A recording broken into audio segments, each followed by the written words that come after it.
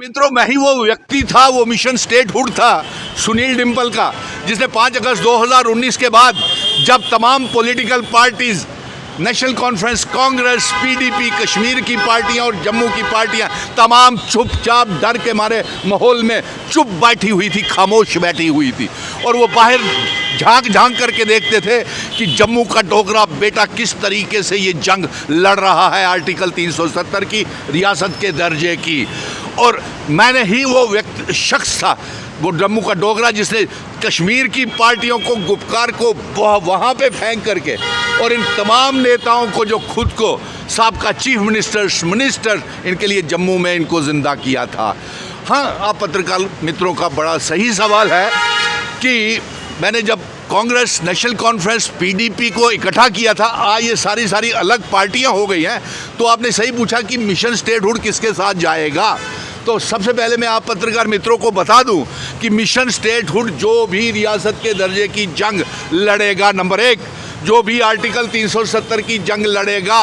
उसके साथ mission statehood शाना बशाना खड़ा रहेगा, नंबर 1। अब आपका ना ये सवाल है कि कांग्रेस ने अपना मोर्चा खोल दिया है और नेशनल कॉन्फ्रेंस अभी तैयार नहीं हो रही है, तो मेरी उनको ये गुजारिश रहेगी कि आप दूरियां दिलों की मत बढ़ाइए। आप पत्रकार मित्रों ने बड़ा अच्छा सही सवाल पूछा है कि पीडीपी पहले नाराज़ हो गई, कश्मीर की अल्ताफ बुखारी, सज्जाद लोन पहले नाराज़ बैठे हुए हैं और अब आगे क्या होगा। तो इसको लेकर के मैं ये कहूँगा कि आप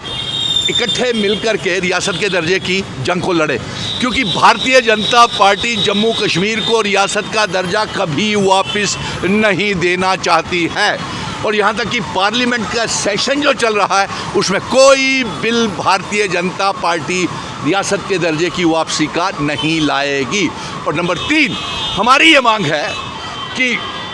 नरेंद्र मोदी जी, भारतीय जनता पार्टी एक बिल लाए रियासत के दर्जे की वापसी का, और अगर ये बिल भारतीय जनता पार्टी नहीं लाती है तो 543 जो मेंबर पार्लियामेंट हैं उसमें जम्मू के भी जो 5 मेंबर पार्लियामेंट हैं ये बिल लाएं। और अगर उसके बावजूद भी मैं राहुल गांधी, सोनिया गांधी से भी बात गुजारिश करूँगा। आप पत्रकार मित्र पूछ रहे थे कि हम रिट पटिशन दायर करने का हमने दावा किया है, हम रिट पटिशन दायर करेंगे, लेकिन पत्रकार मित्रों ने यहाँ से ये सवाल उठाया कि अभी तक रिट पटिशन दायर क्यों नहीं हुई। तो मैं आपको ये बता दूं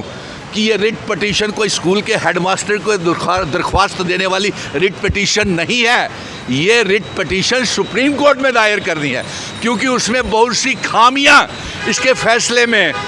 वो सुप्रीम कोर्ट के चीफ जस्टिस साहब छोड़ के गए हैं और भारतीय जनता पार्टी ने भी धोखा दिया है। उन्होंने जब 5 अगस्त 2019 को जब आर्टिकल 370 को तोड़ा गया था, रियासत को तोड़ा गया था, उसमें कोई टाइम फ्रेम नहीं लिखा था कि कब रियासत वापस देंगे। और यही एफिडेविट इन्होंने सुप्रीम कोर्ट में दिया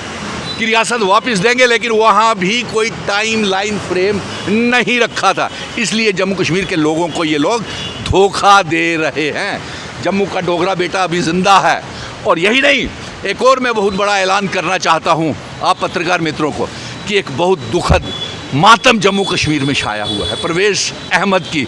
जिसकी एलजी मनोज सिन्हा साहब का ये दावा है कि पुलिस उनके काबू में है, लेकिन उसी पुलिस ने दिन दहाड़े cold blooded murder Gujjar tribal